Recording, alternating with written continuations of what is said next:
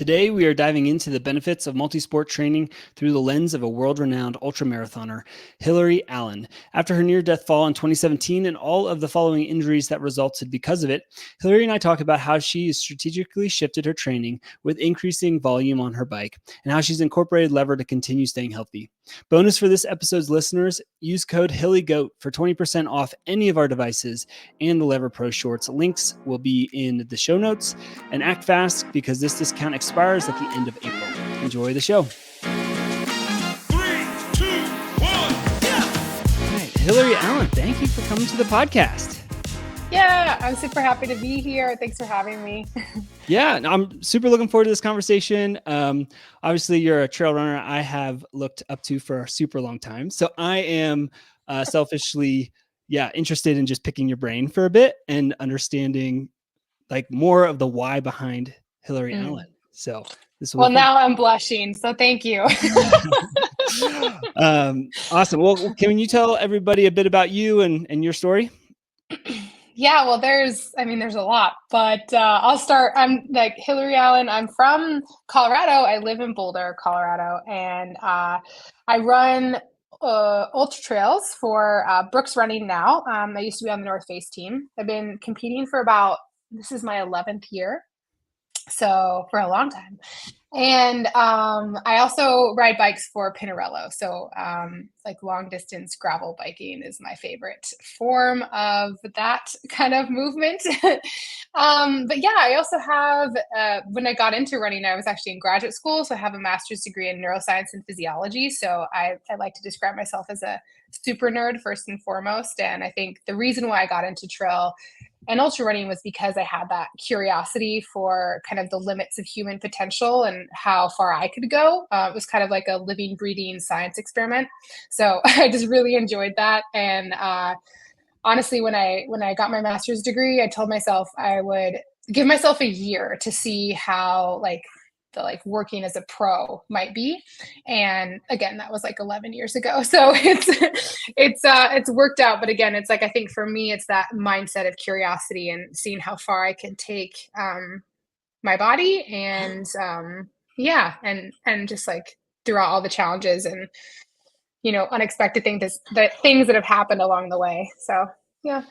Yeah. And, we have to do a whole another podcast to talk through like more of your story, right? Because you wrote a great book called Out and Back that definitely recommend people to go read or listen to. But yeah, can you share like some of those just kind of setbacks that you've experienced kind of briefly over the last like a decade or so? Yeah. Oh gosh, I know. So,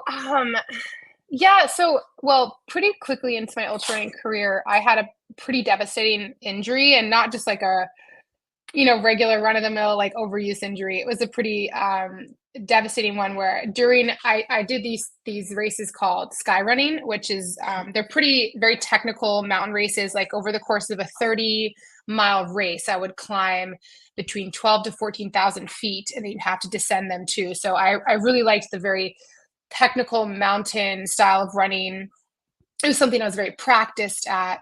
But in 2017, so like not that far into my kind of pro career, I ended up falling 150 feet off of a ridge line during one of these races. And I had to get, the whole thing like flight for life to the nearest hospital. I was lucky to be alive. This is, I decided to write a book about the recovery process later after, surprise, I didn't die. But after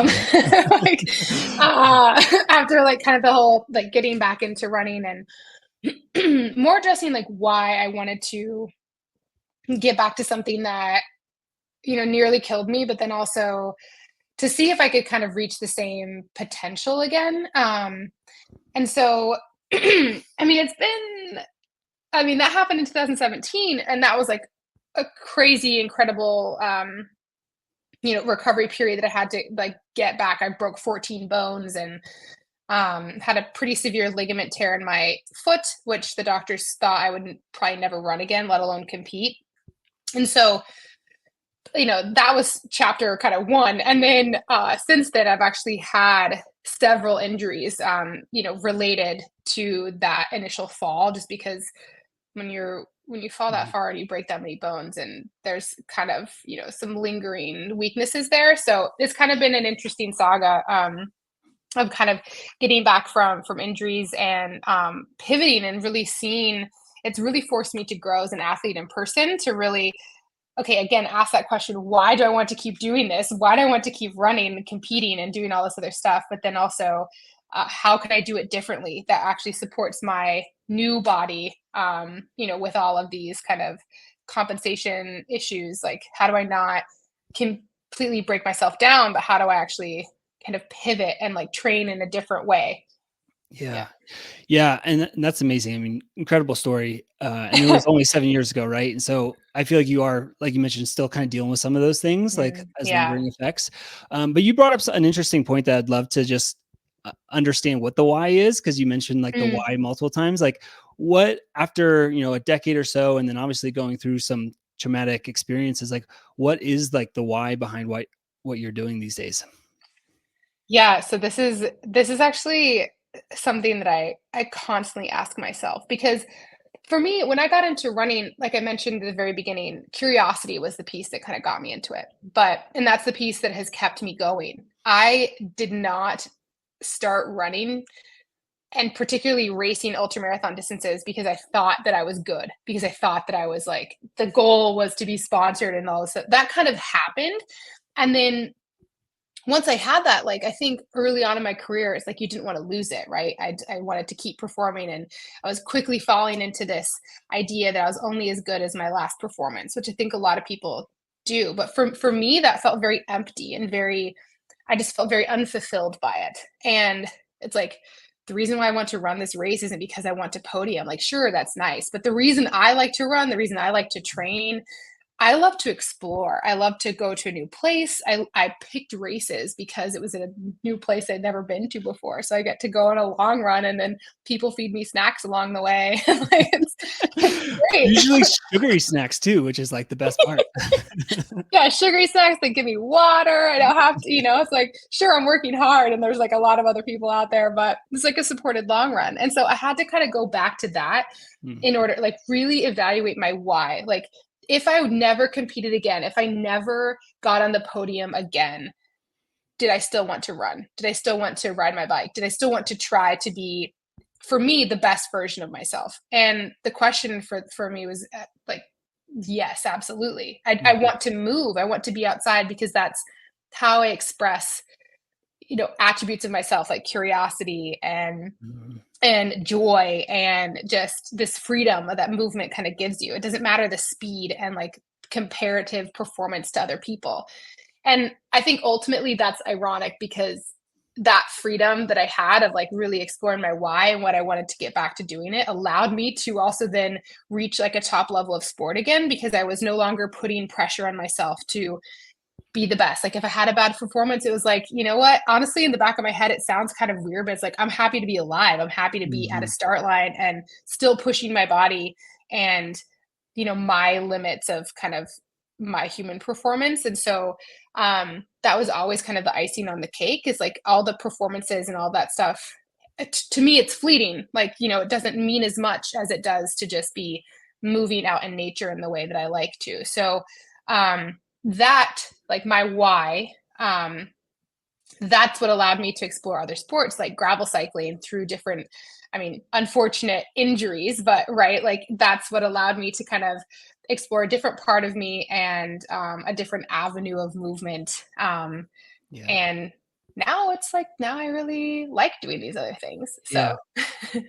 Yeah, I think you mentioned a lot of great things in there. I think one of the best takeaways though is just like, if you put too much pressure on yourself and then, aren't performing, it takes a lot of the fun out of it. And then you're going to just compound the pressure. And so what you said is kind of spot on. It's like, if you can take that pressure off, you almost start performing better, because you're not. yeah, but it's hard. And then also Yeah. it's like, I mean, because everyone is competitive, and then I think to myself, I'm like, oh my gosh, am I just like letting myself off the hook? Have I lost my edge? And then I'm just thinking to myself, no, because to me, it's really important for it to be fun. And I do believe that you can perform at your best when you're having the most fun and Mm. like enjoying the process. And sure, like sports, it's like, it's so hard. I mean, it's like if I'm training like 20 to 30 hours a week, like not every part of it is going to be fun, but like the overall process I think is cool. And sports and setbacks and just the pursuit of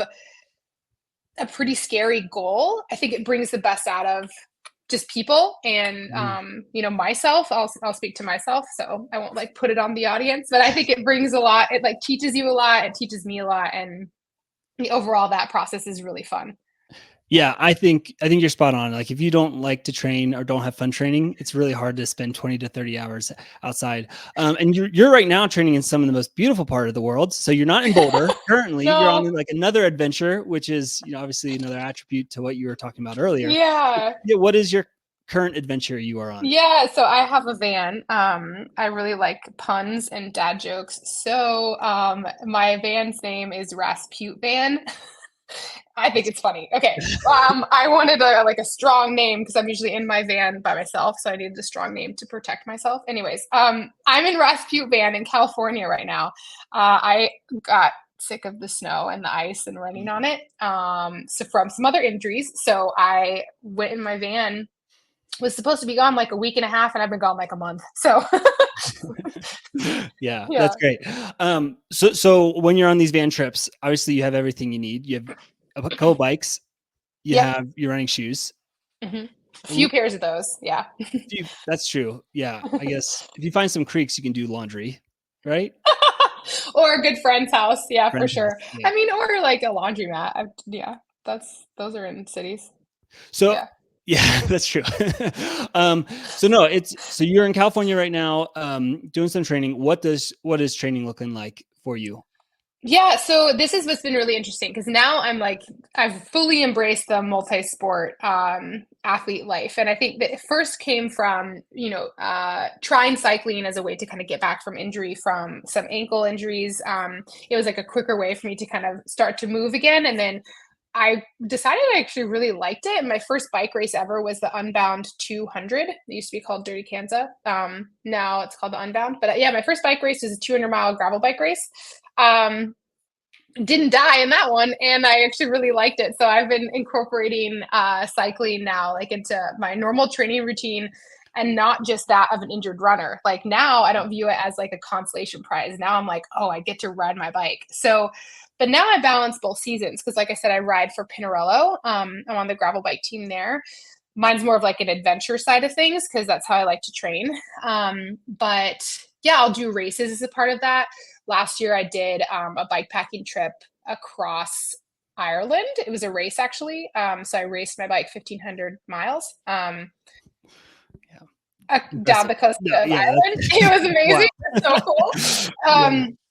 And I'm doing another one of those this year. So basically now what I do is, I have a lot of my training right now is because I'm in the spring, so preparing for these bigger races. So I'm preparing for both the cycling race and a running race in May. And so what I like to do generally is if I have a bike race, I try to temper up the bike miles, especially like the longer rides. And then when I have a running race, I kind of, do more long runs and less long rides. But because I have both in a quick succession this year, I usually do let's say during the week, I'll have like one intensity day running. So it's like a track workout or a hill repeat.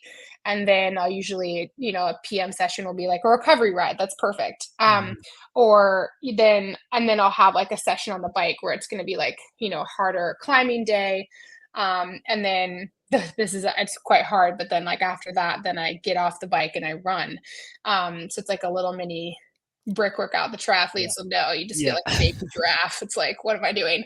But I love it because you feel so uncoordinated and like just weird, like the first 5 to 10 minutes. And then it just feels so good to be able to flesh out your legs that way.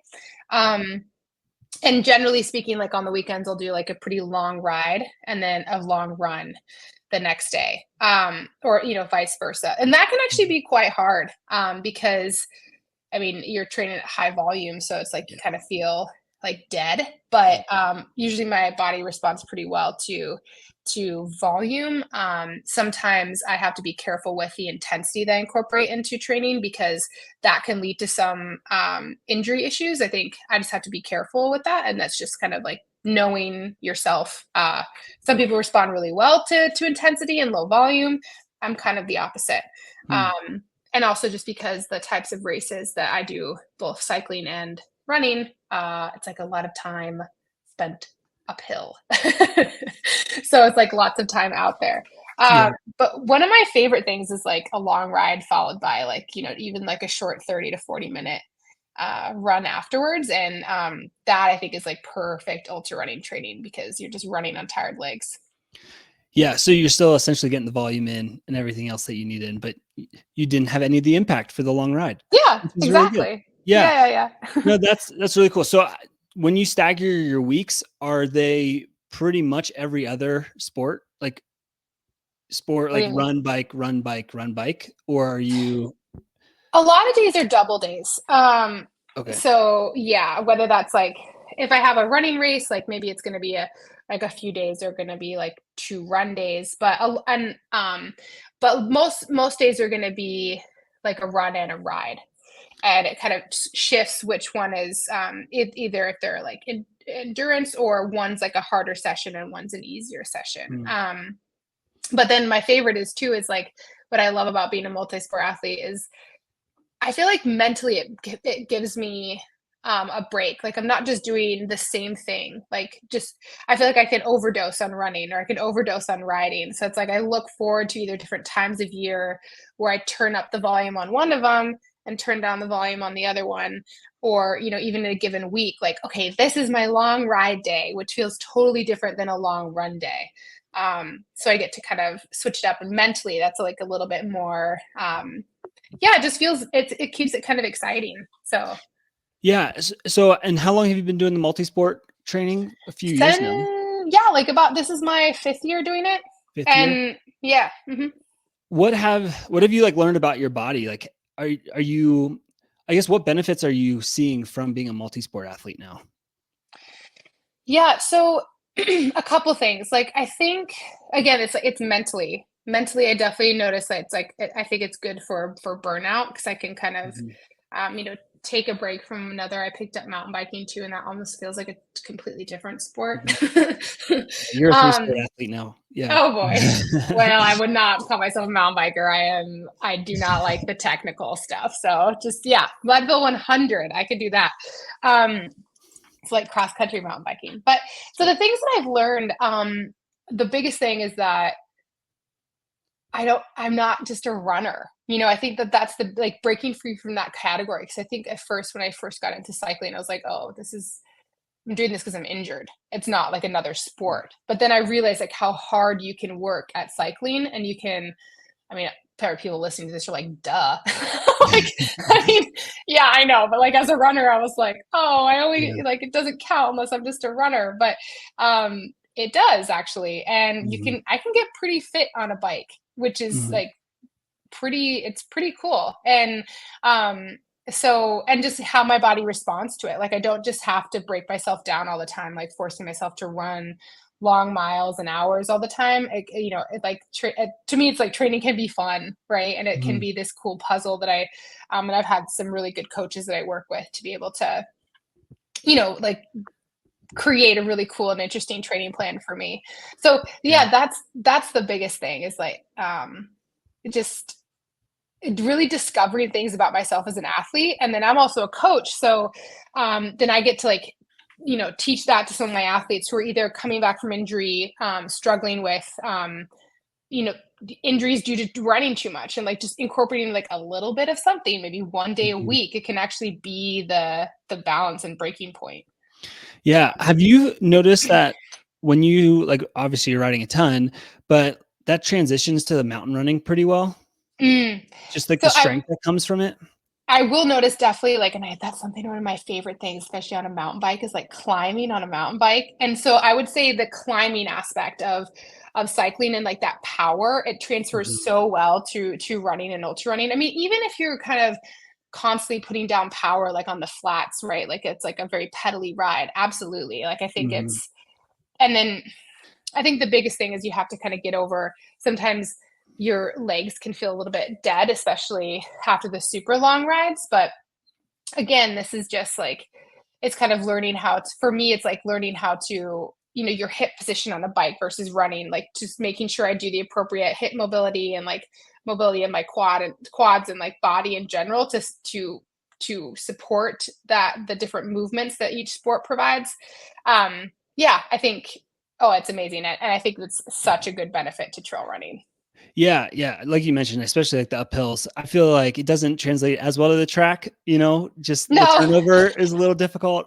yeah, I mean that's I think why it's always impressive triathletes like the super fast ones. They're just doing like intensity all the time, right? But again, there's a reason why I know like pro marathoner, road marathoner is like training on a bunch of volume on the bike. But Yeah, yeah. but I think for ultra running, I think it's really good because like I think about it and if I can go for a 6 hour run and the next day, I've done this before in like a cool training adventure that I've come up with. I did the Grand Canyon rim to rim to rim. So it's like a 50-mile run.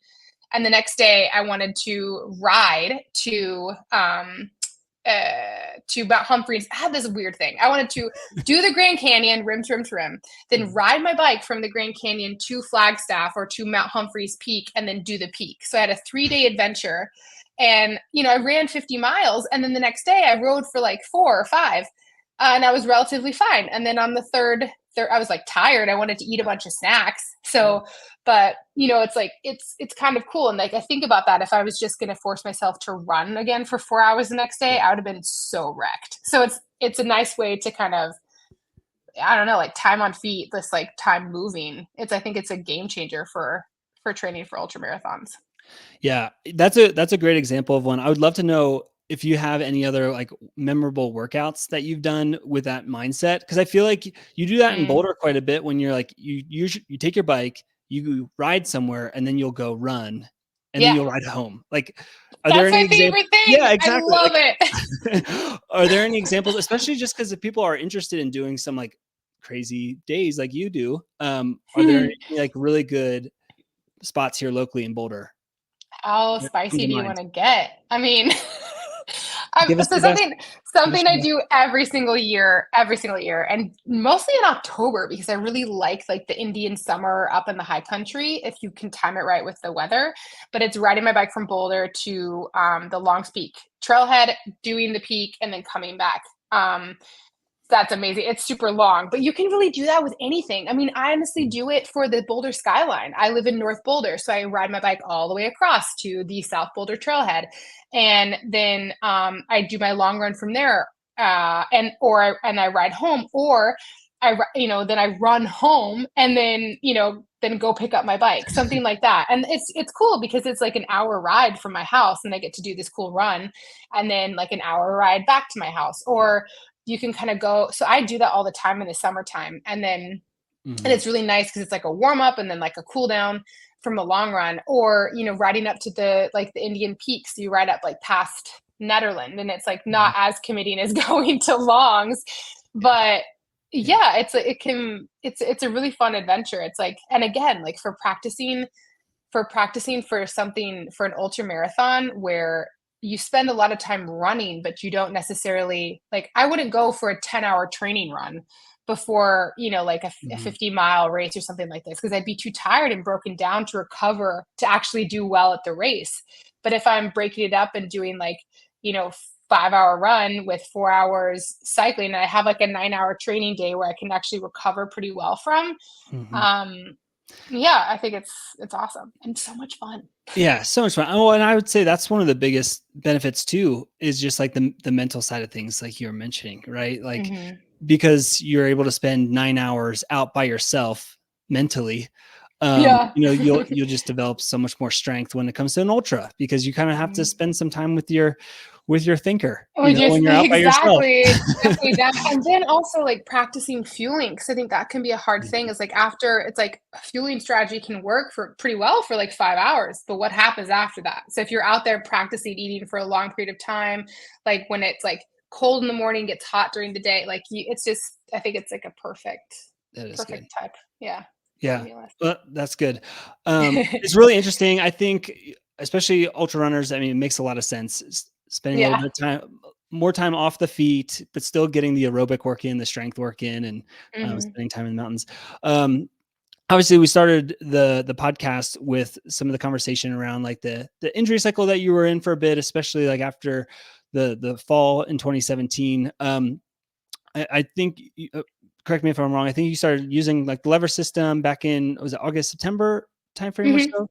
What Hmm. were you coming back from at that point? Yeah, so this is another thing. So the bike has been kind of game changing, and me getting back to some different injuries from previously from like a broken foot and a broken ankle.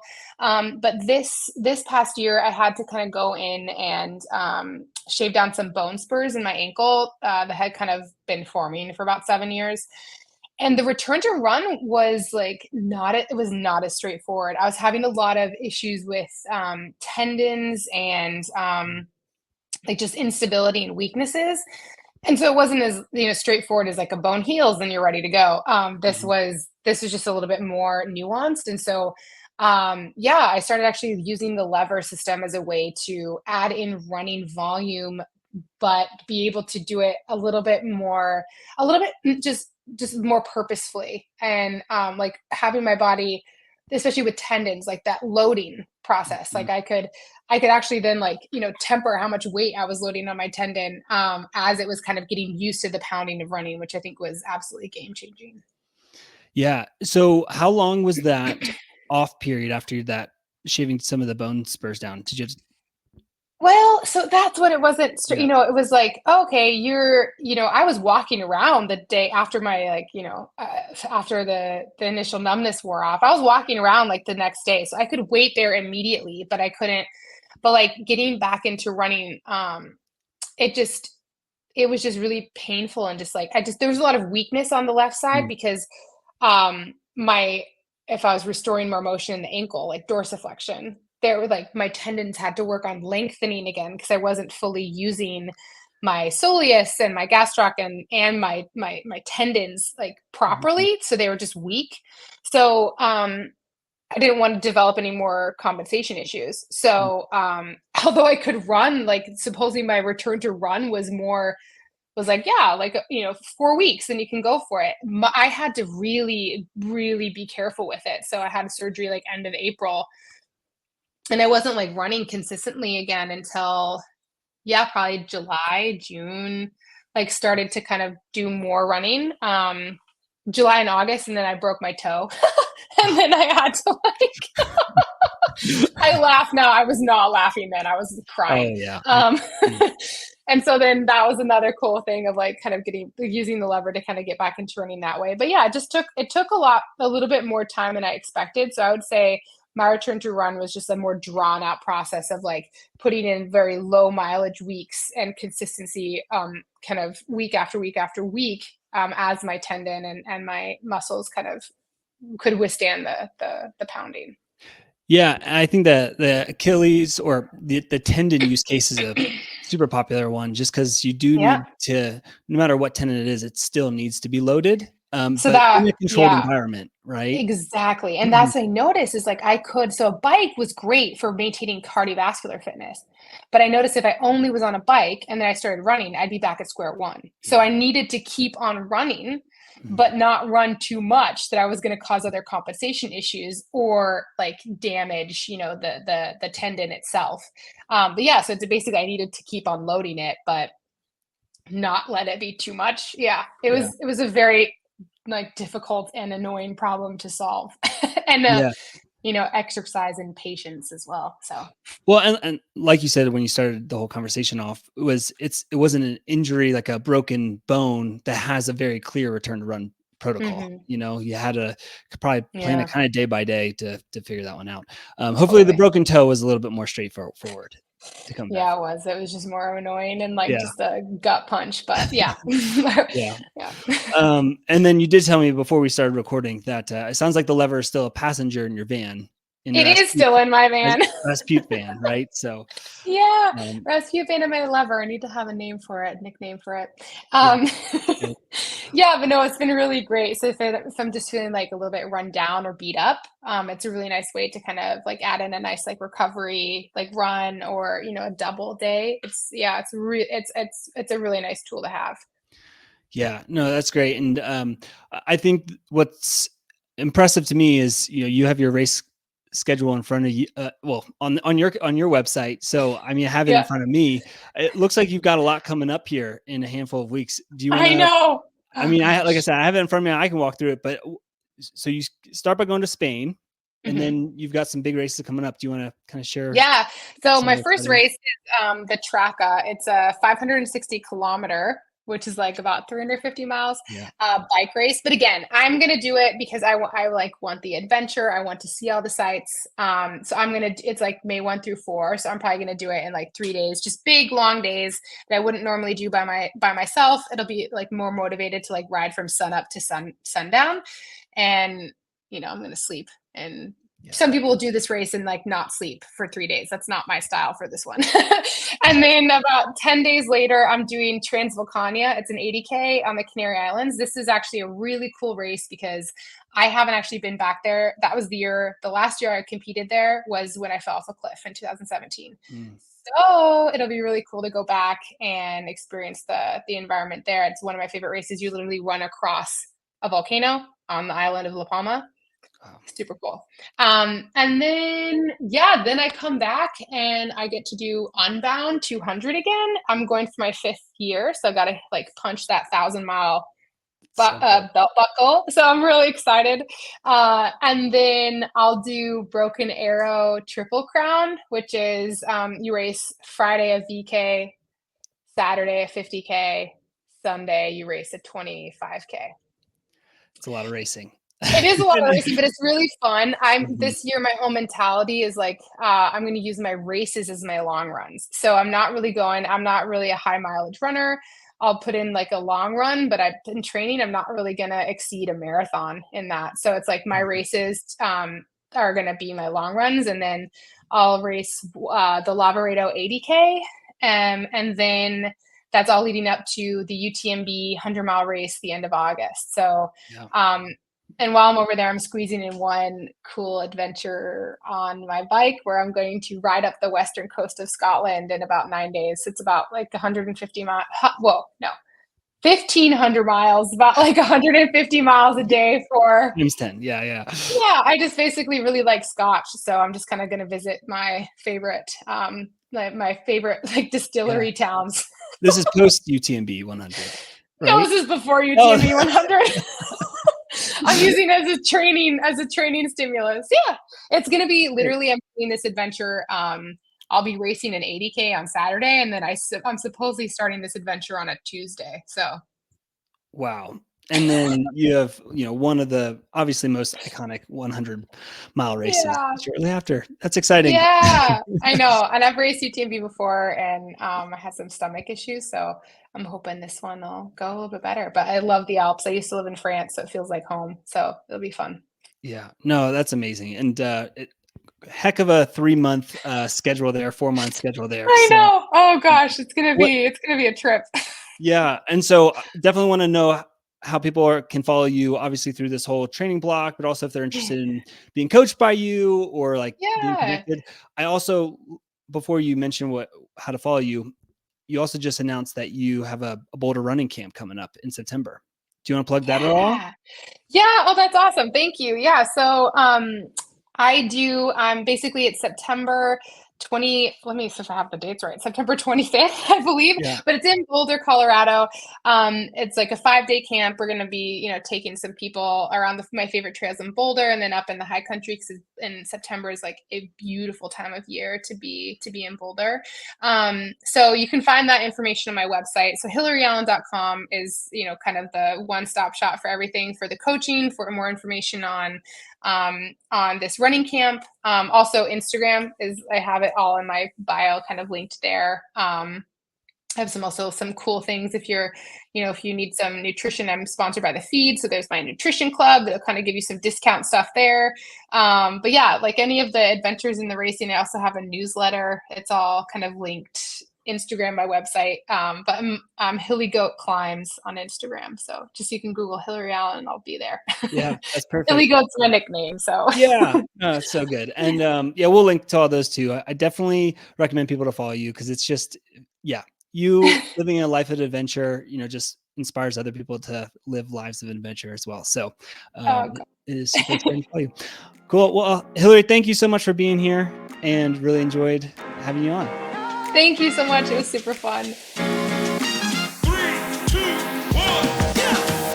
Thanks for listening to today's episode. If you're interested in learning more about incorporating a lever system into your training, follow us on Instagram @levermovement, or even follow me on Strava to learn how I incorporate lever into my training for ultras. Until next time, keep running.